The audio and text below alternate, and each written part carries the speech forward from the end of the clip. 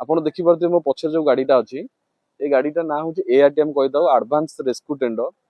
ଏ ଗାଡିରେ 200 ରୁ ଅଧିକ ଇକ୍ୟୁପମେଣ୍ଟ ଆର କରିଛି ଛୋଟ ବଡ ହେଇକି ଇକ୍ୟୁପମେଣ୍ଟ।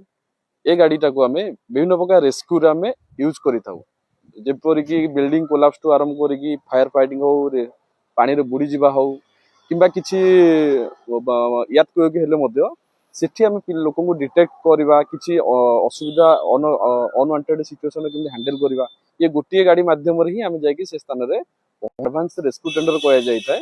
ये प्रत्येक डिस्ट्रिक्ट रो अछि आपण देखि पाते सेपट मध्ये गोटे मल्टीपर्पज क्विक रेस्पॉन्स यूनिट गाड़ी मध्ये अछि।